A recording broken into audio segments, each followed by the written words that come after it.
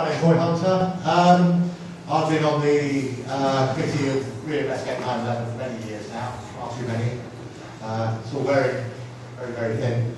And I've also been studio manager for RADTV. And RADTV is something that grew out of Reinvestigate 9/11, really. We do a lot of reporting around 9/11, but we also look at other stuff. We look at economics, we look at social justice and wars, and basically just keeping our eye on bad guys, really. So RADTV was hosted by People's Voice, which was David Icke's channel, and it all went very, very lovely. It started in June, and they managed to raise £500,000 for this wonderful TV station, and by November it all got pumped and bust, really. Which is a great shame, really. I have a lot of respect for what they did. Not everybody likes David Icke, but it wasn't run by David Icke, and a lot of the content that came out of that 6 months that they did was very, very good content, really. So it was a great shame that it went bust, but we started off very amateurishly, as all these things do, I'm sure. And we made 32 episodes in the end, and Fran and I were looking at a few episodes to try and find a clip for this talk. And we were just looking at the stuff we were putting out 6 months ago, and then the more recent stuff we did, and we did improve very well. So, as I say, it's a great shame that went down pan. They were at their height getting 1.6 million hits were watching the live streaming. That's 1.6 million a month. I think at least 10 or 12 of those people were watching us. So it's a great shame that it went down. And now we've kind of had the summer off now, and but we're looking to come in again. And there's a Brighton local TV station that might host us. And then when People's Voice fell apart, various executives from there are trying to restart other projects. So we've got other stuff in the pipeline. So we'd like to show you a little clip of that now, if that's possible. On the Rethink 9/11 campaign, that the outstanding questions about 9/11 still should be answered. It was the whole month of September, which was the 12th anniversary of the 9/11 attacks. And what it focused on is Building 7, which is the third building that fell that day. Everybody knows about the Twin Towers coming down, Building 7.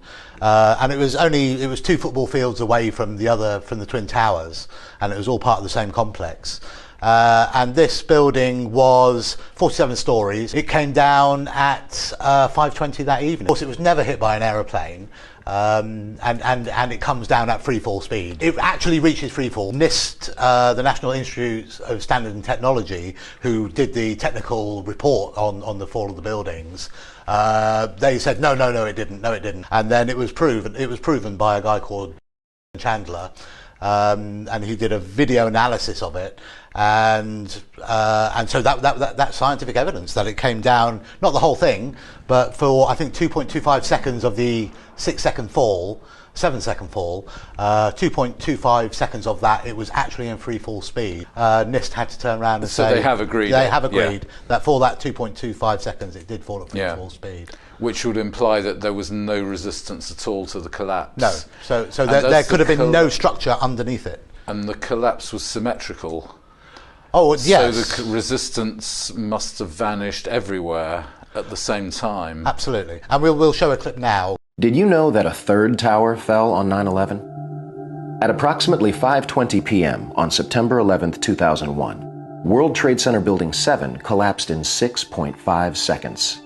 From normal office fires, according to the government's final report. The building doesn't even touch the other buildings either side of it. You know, it comes down in under 7 seconds into a nice little pile that doesn't really damage any of the buildings. So anyway, the campaign. Yeah, organised by architects and engineers for 9/11 Truth.